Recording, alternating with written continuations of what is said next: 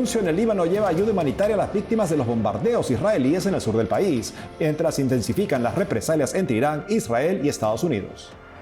El Parlamento en Escocia rechaza la aprobación de la eutanasia que pretendía legalizar el asesinato asistido de adultos con enfermedades terminales. El Parlamento en El Salvador aprueba la cadena perpetua para violadores, homicidas y terroristas. En Cuba continúa la crisis social por la falta de energía. El gobierno anuncia reformas económicas, pero Estados Unidos las considera insuficientes y exige un cambio de régimen. Un tribunal vaticano ordena repetir parcialmente el juicio que condenó al cardenal Angelo Becciu por malversación de fondos de la Santa Sede. Un analista nos explica los detalles. Hola Natalie, un gusto estar contigo. También contigo, Eddie, con nuestros televidentes desde los estudios en Lima, Perú. Gracias por acompañarnos en EWTN Noticias. Soy Eddie Rodríguez Morel. Bienvenidos, yo soy Natalie Paredes. En el Día de San Cirilo de Jerusalén iniciamos las noticias con la última información de la guerra entre Israel y Estados Unidos contra Irán, que lleva ya 18 días bajo el argumento del desarme nuclear y un cambio de régimen en Irán. Las represalias entre uno y otro lado se hacen más fuertes, dejando más víctimas a su paso. En medio del caos, la Iglesia lleva ayuda a los más afectados. Veamos.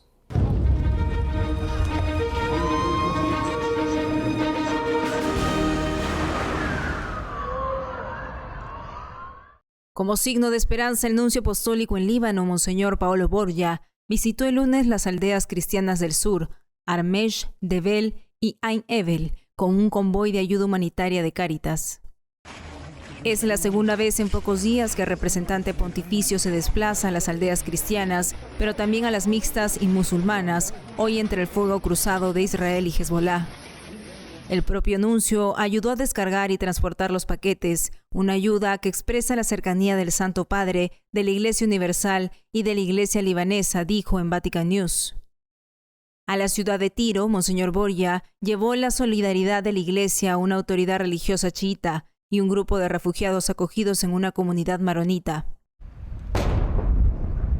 Mientras, fuertes estallidos continuaron en el Líbano, con el ejército israelí atacando a colaboradores del grupo terrorista Hezbolá, aliado de Irán, según justificaron. 10 muertos en barrios de Beirut por una oleada de ataques israelíes, de acuerdo con el Ministerio de Salud libanés. Hay algunas personas angustiadas que duermen en refugios. ¿Entiendes lo que digo? La situación no es sencilla, los negocios no prosperan, es difícil, casi no hay gente. Por otro lado, Irán respondió esta madrugada con bombardeos en Israel y varios países del Golfo, según el gobierno de Irán. 2 muertos en Tel Aviv, reportó la policía israelí. En la víspera, Irán confirmó la muerte de su ministro de inteligencia, Esmail Khatib, a manos de Israel. Al menos 1.300 muertos en Irán, más de 900 en el Líbano y 14 en Israel, informaron funcionarios de esos países. 13 militares estadounidenses muertos y alrededor de 200 heridos, según el ejército de Estados Unidos. Este miércoles, en su audiencia, el Papa se dirigió a los cristianos procedentes de Oriente Medio y a todos los responsables de la guerra. El cristiano está llamado a ser instrumento de paz, amor y reconciliación, para que la verdadera paz pueda prevalecer entre todos los pueblos.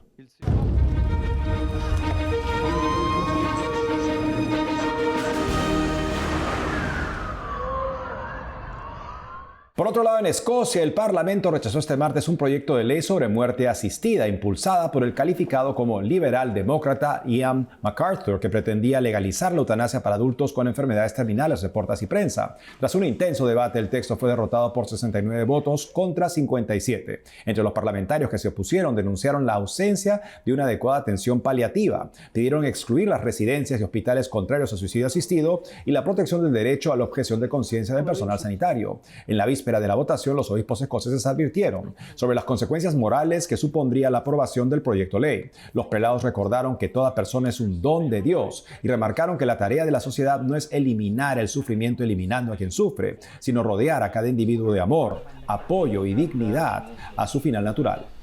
Y en El Salvador, el Parlamento o Asamblea Nacional con mayoría del partido de gobierno del presidente Nayib Bukele aprobó el martes una reforma constitucional para castigar con cadena perpetua a homicidas, violadores y terroristas, reporta Associated Press. La reforma fue aprobada por 59 de los 60 legisladores, incluyendo 2 de la Alianza Republicana Nacionalista, partido de la oposición. La reforma se basa en otras medidas de Bukele para combatir a las pandillas salvadoreñas, incluido el estado de emergencia que comenzó en marzo de 2022. La aprobación de la cadena perpetua se dio sin estudio, sin debate previo, precisa BBC. En otro plano, la Asamblea debe ratificar la reforma para que entre en vigencia. Escuchemos al ministro del Interior, Gustavo Villatoro, sobre los delitos que recibirán condena de cadena perpetua en El Salvador y a una congresista de la oposición sustentando su voto a favor. Estamos pidiendo su apoyo como Gabinete de Seguridad. Queda de la siguiente manera: se prohíbe la prisión por deudas, las infames, las proscriptivas y toda especie de tormento. La pena perpetua solo se impondrá a los homicidas, violadores y terroristas. No queremos ver a ningún violador suelto en la calle que vuelva a ver la luz del día. Por las víctimas, por sus familias y por la protección de los niños y niñas y de las mujeres que no han tenido respuesta, porque han existido tantas situaciones en este país, nosotros vamos a acompañar. Llevamos la mirada hacia Cuba y la situación de la gente mientras aumenta la tensión entre el gobierno comunista y Estados Unidos en polémicas para salir de la crisis. Veamos. Los cortes de luz vienen afectando a millones de cubanos. Este lunes, las autoridades reportaron un colapso total en la isla. El martes, la luz se volvió a ir en varias ciudades. No se puede hacer nada. Como oscura, duermo oscura, desayuno oscura, me baño oscura, todo oscuro, todo, siempre oscuro, toda la noche oscura. Muchos pobladores conservan sus alimentos con refrigeración, pero se ven en problemas. Vivimos ancianos, 70 y pico años, ella está enferma también. La comida se echó a perder. Estoy viendo unos 3 pedazos de pollo ahí a ver si podemos sacarle algo ahí. Muy mal, sin nada. Mal, muy mal.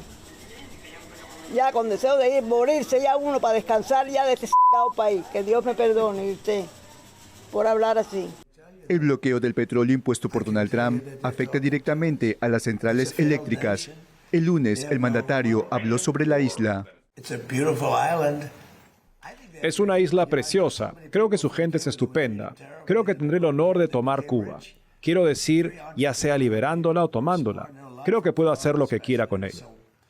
Ese mismo día, el sobrino nieto de Fidel y Raúl Castro anunció reformas económicas. La posibilidad de permitir que cubanos que residen en el exterior, aún sin ostentar la residencia efectiva en Cuba, y a partir de la categoría que ofrece la ley migratoria cubana, que se denomina inversores y de negocios, puedan participar o ser dueños de empresas privadas en Cuba. Es decir, estamos abriendo la participación de la comunidad de cubanos residentes en el exterior en el ámbito del sector financiero o bancario nacional. Para el secretario de Estado de Estados Unidos, Marco Rubio, hijo de inmigrantes cubanos, esto no es suficiente. Lo que anunciaron ayer no es suficientemente drástico. No va a solucionar el problema. El embargo está vinculado al cambio político en la isla. Por eso tienen que poner a gente nueva al mando. Eso es lo que tiene que pasar. El presidente de Cuba, quien el viernes pasado confirmó que había un diálogo con Estados Unidos para resolver la crisis, manifestó su indignación en redes sociales.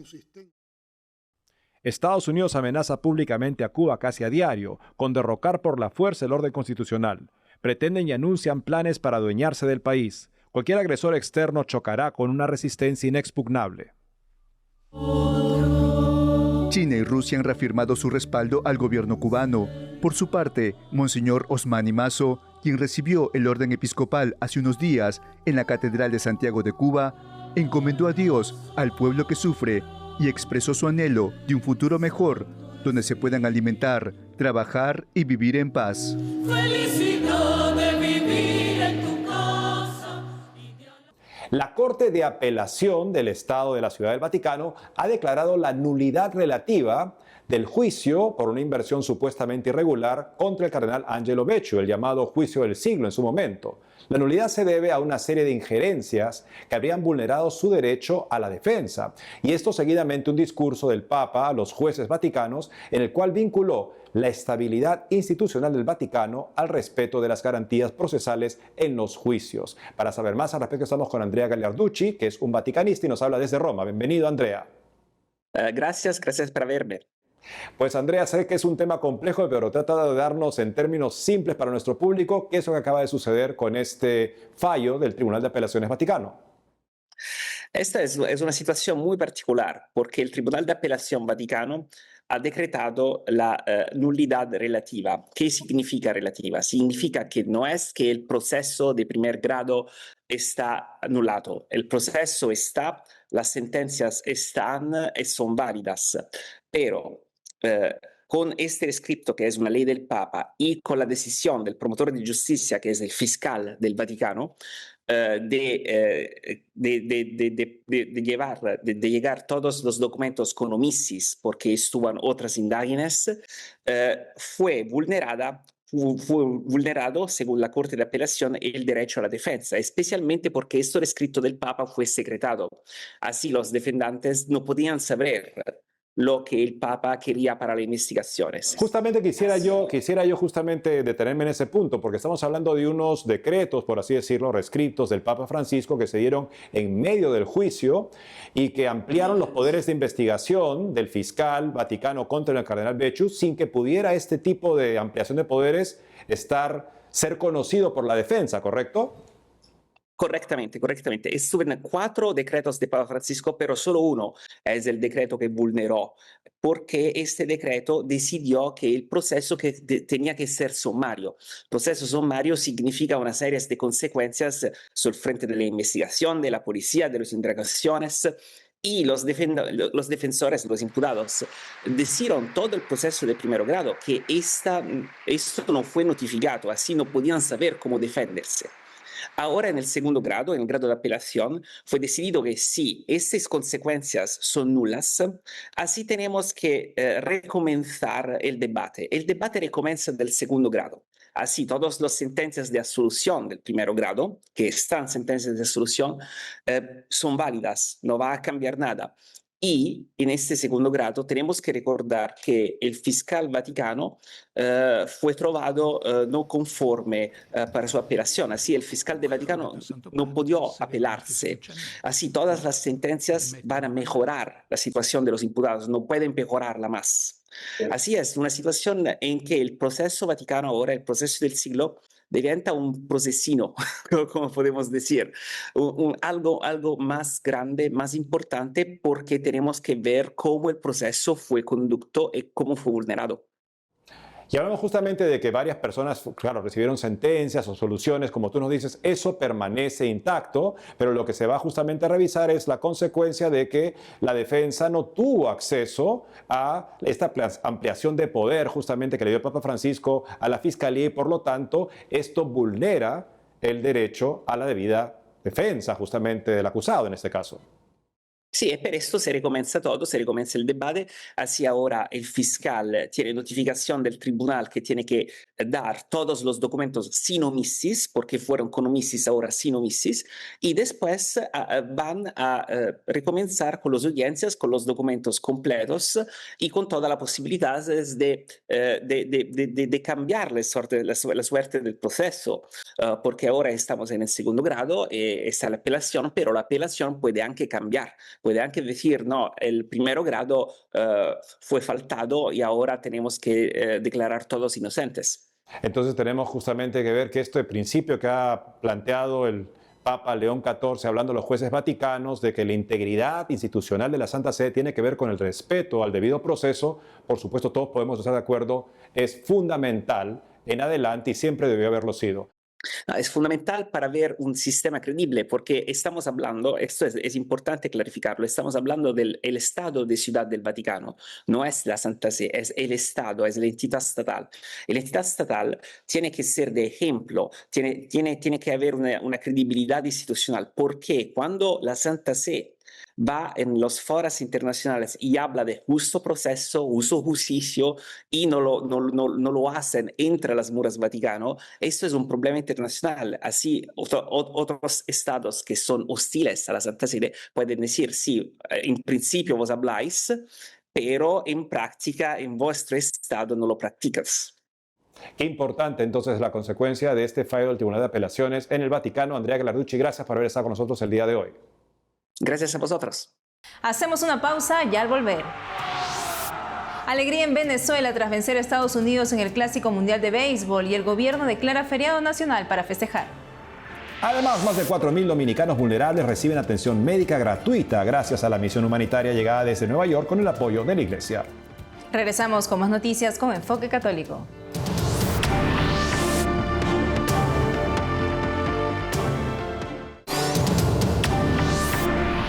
Venezuela derrota a Estados Unidos en el Clásico Mundial de Béisbol. Nuestro corresponsal Andrés Enríquez nos cuenta. Venezuela triunfó en Miami este 17 de marzo tras coronarse campeón del Clásico Mundial de Béisbol 2026, luego de derrotar en la final a Estados Unidos en un histórico y emocionante encuentro que terminó 3-2. A lo largo del torneo, el equipo venezolano se caracterizó por su talento y valentía, pero además por una fe inquebrantable que fue indispensable para sobreponerse a cada adversidad. Eugenio Suárez, uno de los mejores bateadores del equipo, dijo en una entrevista con Fox Sports que el éxito de Venezuela se debió a que el Señor Jesús estuvo con el equipo en todo momento. Describió que la experiencia fue increíble, que Dios es bueno y adjudicó la gloria del triunfo al Señor. Suárez dijo, tenemos que glorificarlo y poner su nombre antes que todo. Nadie creía en Venezuela, pero hoy ganamos el campeonato. Todo lo podemos, Jesucristo. Te damos gracias, Señor, y honramos tu nombre en esta hora y salimos. En Caracas y en todas las ciudades de Venezuela se desbordó la alegría. Miles tomaron las calles para celebrar un campeonato que significa mucho más que un simple triunfo deportivo para el país. Estamos todos unidos, todos felices, diciendo que este año ha sido de mucha felicidad para el país y para todos. Y ahora con esta victoria muchísimo más. Se espera, siento que es una esperanza. A mí este año se me murió mi mamá de cáncer y mi mamá era fanática del béisbol.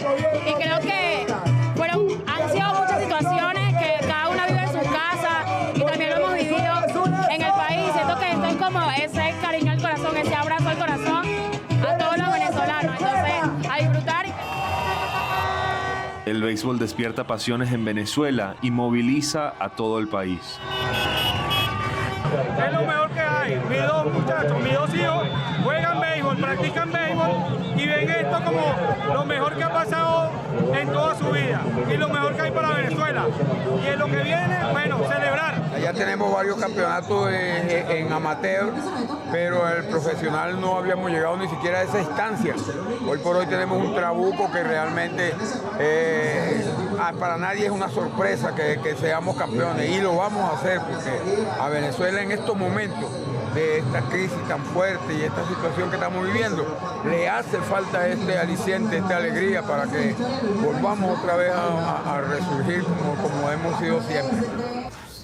Este miércoles la iglesia también se unió a la alegría del pueblo venezolano con Monseñor Raúl Biort, arzobispo de Caracas, destacando el triunfo mientras presentaba a los dos nuevos obispos auxiliares que el Papa León XIV acaba de nombrar para la ciudad capital. Además, el cardenal Baltasar Porras se refirió al triunfo y remarcó el valor que tiene para la unión de todos los venezolanos. Que así como nos une el deporte, nos unan también tantas cosas para que trabajemos por el bien integral del venezolano, para que nos una la auténtica solidaridad, para que superemos todo lo que son las divisiones y los odios, y sabemos que hay muchas cosas que nos unen para buscar el bien material y espiritual de nuestro pueblo. Se espera la llegada del equipo venezolano en las próximas horas al país, en donde una nación agradecida los recibirá con multitudes. En Caracas, Andrés Enríquez, EWTN Noticias. Y en República Dominicana, una misión de médicos llegados de Estados Unidos en los últimos días dieron atención gratuita en zonas vulnerables de la capital Santo Domingo. La iniciativa de la corporación Somos, con el apoyo de la diócesis Estela Maris, el Ministerio de Salud y el Servicio Nacional de las Fuerzas Armadas, llevó también un mensaje de solidaridad, fraternidad y acompañamiento a los más necesitados. Para darnos más detalles de cómo fue esta participación solidaria, estamos en conexión con el doctor Mario Paredes, presidente de la Fundación Dominicana Dr. Ramón Tayaj. Doctor Paredes, bienvenido a EWTN Noticias. Doctor, descríbanos el panorama que encontró con la gente del lugar que atendieron. Bueno, se escogió un área donde realmente hay grandes necesidades, dado que esa zona es una zona marginal donde la pobreza es rampante. Se escogió eso, está en el río Osama, que es un río que entra a la ciudad de Santo Domingo. La pobreza es realmente abismante, donde los servicios de salud son muy escasos. Y ahí es donde nosotros escogimos establecer nuestro operativo. Por 5 días levantamos carpas para poder hacer hospitales de campaña ahí en la misma ribera del río. Pudimos ver a más de 4.500 personas en 5 días.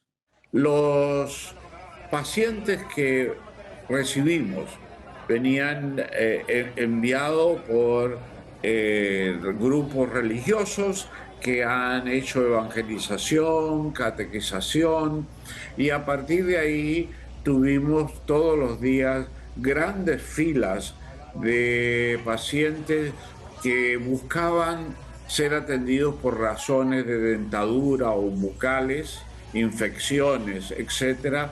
Luego a todos los pacientes se les hacía un chequeo médico general, se tomaba la presión y donde descubrimos que la mayoría de los pacientes sufren de presión alta, problemas del corazón también descubrimos, y se realizaron alrededor de 60 operaciones en el hospital militar. La operación durante estos 5 días fue muy bien llevada por estos 120 médicos voluntarios. Nosotros proveemos toda clase de equipos médicos que vienen de Estados Unidos y luego los regalamos a las autoridades de la iglesia para que puedan tenerlos en sus policlínicos. También traemos toda la medicina necesaria para las múltiples enfermedades, infecciones, etcétera, que la población necesita. Todo esto gratuito. Una gran labor solidaria, doctor. Y ustedes, si bien es cierto, eligieron, 115 médicos de Nueva York. ¿Eran todos de Nueva York? ¿Algunos de qué nacionalidades han sido los médicos, los doctores? Bien, la mayoría de los médicos que nos acompañaron en esta misión humanitaria eran dominicanos, la mitad de ellos nacidos en República Dominicana, la otra mitad nacidos en Nueva York. Todos ellos trabajan para Somos, una red de médicos primarios que se estableció en la ciudad de Nueva York. También nos han colaborado organizaciones de médicos independientes como Basílica, que es una asociación independiente de médicos muy exitosa, de médicos jóvenes. Además de los médicos dominicanos, venían médicos judíos que trabajan con los inmigrantes hispanos en Nueva York, venían algunos médicos de otros países latinoamericanos, teníamos un par de cubanos, teníamos de Puerto Rico, teníamos de médicos de Argentina, algunos médicos mexicanos, que todos ellos operan y trabajan en Nueva York y son dueño de sus clínicas en la ciudad de Nueva York. Doctor, ¿y cómo reaccionó la gente luego de esta labor que realizaron ustedes de ayuda? La gente el primer día tenían gran curiosidad y no entendían de qué se trataba esta misión humanitaria. Pero cuando hicimos las presentaciones y mostramos lo importante que es el cuidado de la salud, de tal forma que sea preventivo, es decir, poner el parche antes de la herida. La gente captó muy bien los mensajes y las instrucciones que se dieron y tuvimos alrededor de 2.000 tratamientos bucales. La gente feliz. Por primera vez uno veía a la gente sonreír, mostrar sus dientes, felices, se sentían como personas nuevas. Y así en todos los rubros que montamos en esta misión humanitaria, la gente era eternamente agradecida. Imaginamos, doctor, y además la caridad es una de las virtudes que debemos fortalecer en esta Cuaresma y esta misión humanitaria es una demostración de ello. Doctor Mario Paredes, muchas gracias por la entrevista. Gracias por la invitación. Nos despedimos con el mensaje del Santo Padre a los obispos de la Sexta Asamblea General de la Conferencia Eclesial de la Amazonía que se viene realizando en Bogotá. El Papa anima a la Iglesia Amazónica a ser un refugio seguro para las personas más sencillas a quienes llevan la verdad del Evangelio. Hasta mañana. Algo nuevo está naciendo. Todavía es frágil, pero ya está en proceso. Quizá imperceptible, pero como el germen del árbol chihuahuaco, el gigante de la selva, que crece notablemente lento, pero se vuelve capaz de vivir más de 1000 años. Un coloso de decenas de metros de altura y copa amplia, que equivale a ser un lugar seguro para águilas, tucanes, guacamayos, titíes, saquis y ardillas, convirtiéndose en un ecosistema en sí mismo. Esto puede ayudar a entender, queridos hermanos, lo que la Iglesia desea, ser un signo de unidad en la diversidad y refugio seguro que genera y protege la vida.